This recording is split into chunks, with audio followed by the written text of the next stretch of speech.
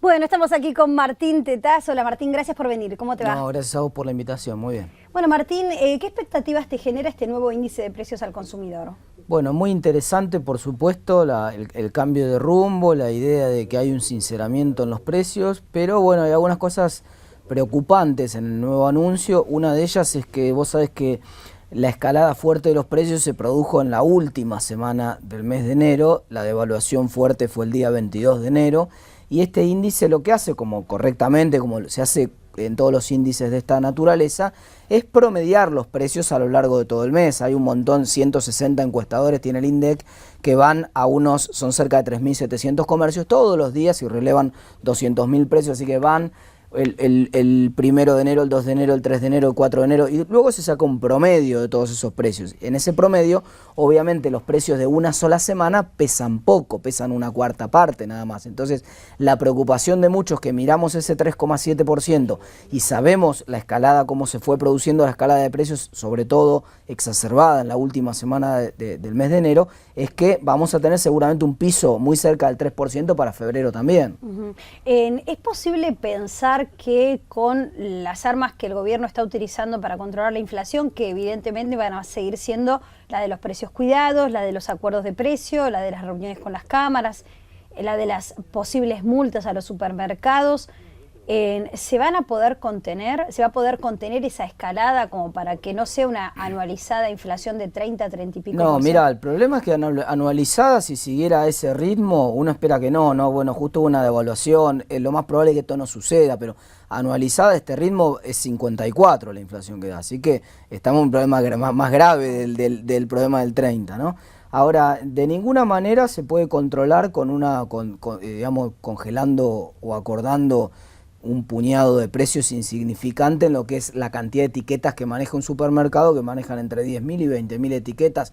Congelar 150, 200 productos no tiene ningún sentido. Además, el propio gobierno, en su momento cuando presentó el programa de precios cuidados, dijo: esto no es un plan antiinflacionario, esto simplemente es una lista de precios para que los consumidores tengan una referencia de cuánto cree el gobierno que tendrían que salir de determinados productos básicos de la canasta. Pero en ningún momento el gobierno dijo: acá tenemos un plan antiinflacionario. Es más, hasta hace 2 días atrás el gobierno no reconocía el problema de la inflación, mucho menos podía tener un plan antiinflacionario. Ahora apareció el reconocimiento de que hubo un fenómeno inflacionario importante. La preocupación es que en ese anuncio el propio ministro de Economía dijo que este era un fenómeno extraordinario que había pasado en enero por el problema de la devaluación. Yo quiero corregirlo al ministro y decirle que no, que es incorrecto eso, que la devaluación solo impactó en una de las 4 semanas del mes de enero y que ya de hecho el índice de precios, un dato que no se comentó mucho en los medios, pero que si vos bajás el informe que tiene el INDEC en la página oficial sobre el nuevo índice, el índice ese tiene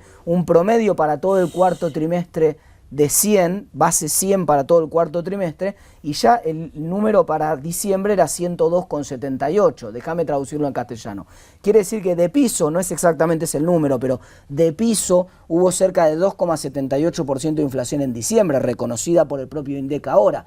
3,7% en enero y todavía no impactó solamente una cuarta parte de la devaluación, una sola semana de las 4 semanas de devaluación. Vamos camino a un 3% de inflación probablemente en febrero con este ritmo. Entonces, y marzo viene con las paritarias, que genera un problema porque seguramente ahí también va a haber alguna remarcación, algún traslado a precios de las paritarias. Entonces uno dice: guarda, porque tenemos un fenómeno que ahora sí es reconocido y claro de inflación. Entonces uno está esperando que ahora el gobierno venga y anuncie el plan antiinflacionario. Digo, bueno, acabamos de reconocer que tenemos un problema de inflación, este es el plan. Todavía ese anuncio no existe. Ahora, ayer también el ministro de Economía reconoció que se está trabajando en una reforma en el esquema de subsidios, ¿sí? Sí. Entre eso, las paritarias que también no serían al ritmo de la inflación y por lo tanto harían perder poder adquisitivo a quienes cobren un sueldo.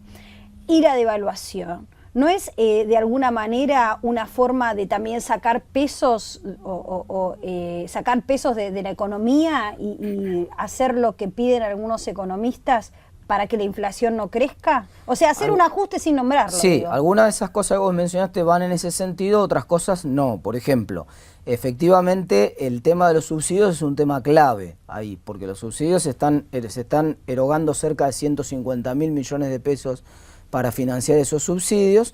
Hay una parte importante que no se puede tocar, que tiene que ver con los subsidios de los niveles socioeconómicos más bajos, pero sin lugar a dudas, evidentemente nadie está de acuerdo con que un departamento en el barrio de Palermo pague la luz menos de lo que pagas un Fernet acá en la esquina. Entonces, claro, evidentemente ahí hay algunas cosas que están mal, hay una transferencia de recursos del Estado que además no la tiene el Estado, sino que tiene que emitir ese dinero. Entonces, mucha gente piensa eso, si bajamos los subsidios, no va a ser necesario emitir tanto dinero y eso descomprimiría un poco la inflación. Eso lo que va a hacer es frenar la escalada de precios, no va a producir baja de precios, va a frenar la escalada de precios si es que el gobierno avanza en ese sentido.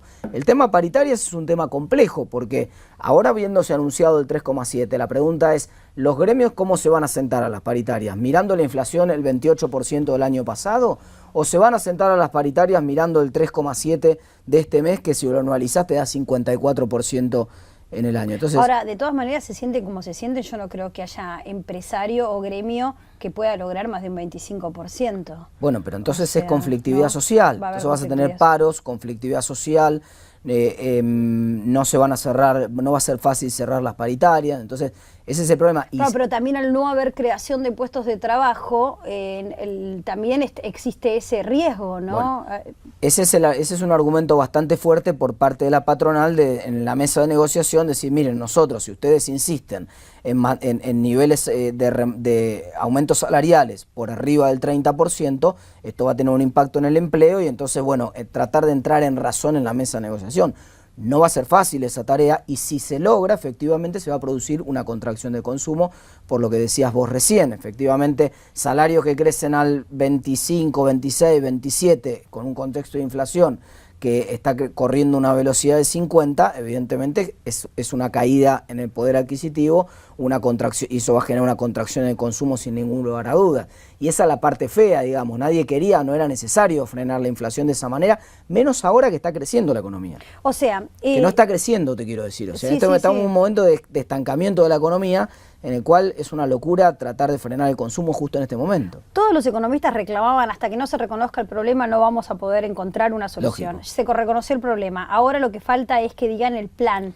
El plan hasta ahora, el que explicitan permanentemente desde la presidenta, el jefe de gabinete, el ministro, es trasladar la responsabilidad sobre qué se consume al usuario, al consumidor, y esto que estábamos hablando sobre los acuerdos de precios. Entre comillas se reconoció el problema, porque fíjate vos que el ministro fue muy claro y dijo que esto había sido un fenómeno extraordinario, Sí, que es había verdad. tenido que ver con la devaluación y la avivada de algunos sectores económicos que habían buscado desestabilizar al gobierno. Como que la Entonces, inflación y la devaluación eran parte de un complot en contra del gobierno. claro, entonces evidentemente eso no reconoce que había dos problemas de fondo, el problema de la inflación y la consecuencia del problema de la inflación que es el atraso cambiario. Entonces evidentemente el dólar estaba muy barato, la inflación era muy alta y esa era la causa de que el dólar estuviera muy barato.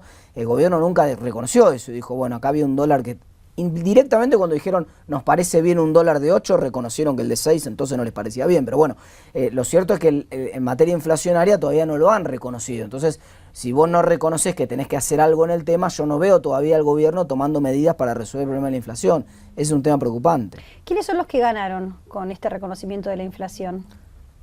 Pues, sin ningún lugar a hablando duda, del mercado, ¿no? con el reconocimiento del dato ganamos todos, Sí. porque ahora se puede tomar decisiones una vez que uno tiene una información más fidedigna, o sea que es importante.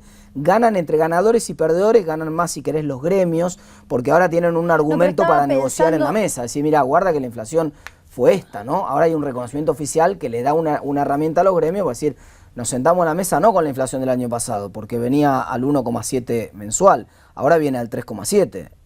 Digo, estaba pensando en los bonos que se ajustan por... Los bonos que se ajustan por ser, el problema de esos bonos es que la mayor parte de esos bonos los tiene ANSES. Ah. Es decir, cuando se empezó a generar el fenómeno de que el gobierno empezó a tocar los datos de inflación en el año 2007, lo cual era una manera de hacer un default encubierto sobre esos bonos que ajustaban por ser, lo que empezaron a hacer todo el sector privado es desprenderse de esos bonos y básicamente los captó mayoritariamente el ANSES.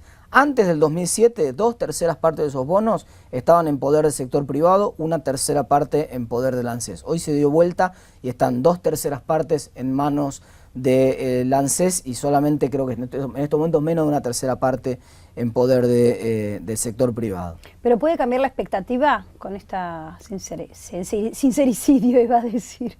¿Sinceramiento? ¿Sincericidio?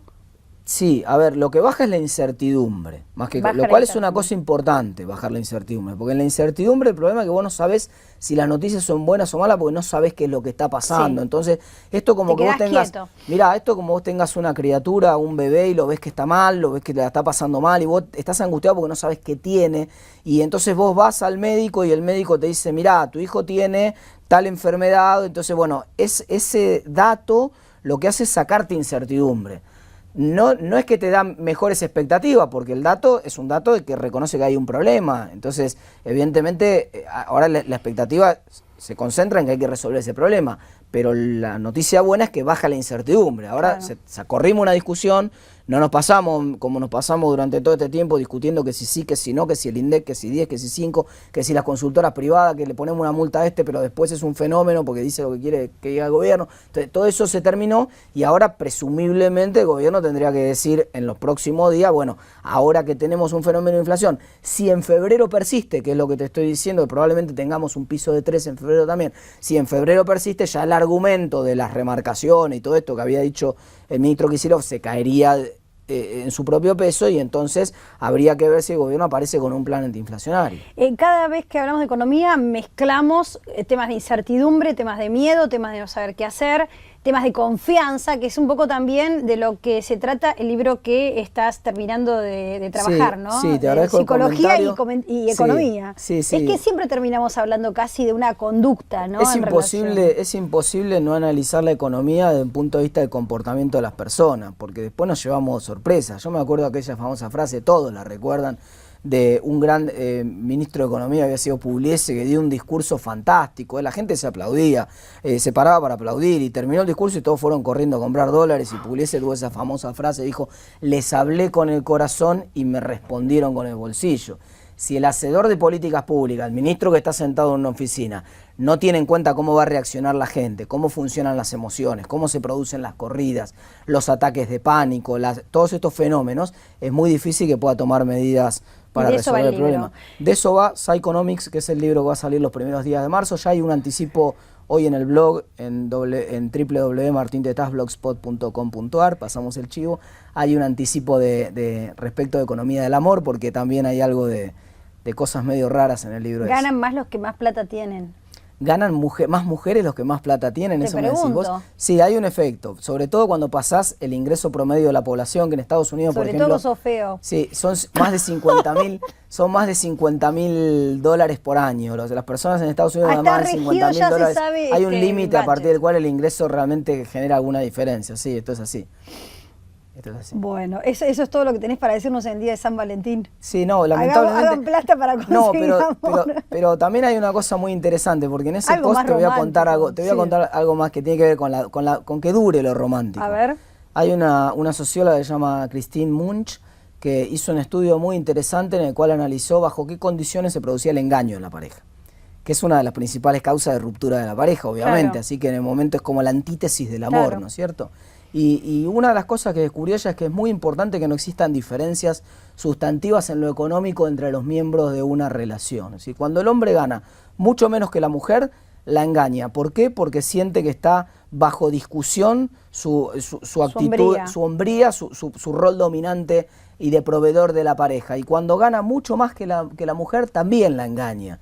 Entonces uno dice, pero entonces la engaña siempre. No, en el caso en el cual el hombre gana más o menos lo mismo que la mujer, todas las investigaciones científicas prueban que eso reduce bastante el engaño y nos garantiza tener un poco más de amor, un poco más duradero y que el próximo 14 de febrero sigan festejando. Y que los jodidos son los hombres también. Los jodidos siempre son los hombres porque buscan evolutivamente el hombre busca distintas cosas que la mujer. Claro. Sí, estamos diseñados distintos. Bueno, Martín, muchísimas gracias. No, gracias a vos. Yo también escribí sobre el día de San Valentín en www.mariajuliolivan.com.ar, ya que te dejé pasar. Buenísimo. El chivo. Pasamos los dos, después nos retuiteamos los posts y ya.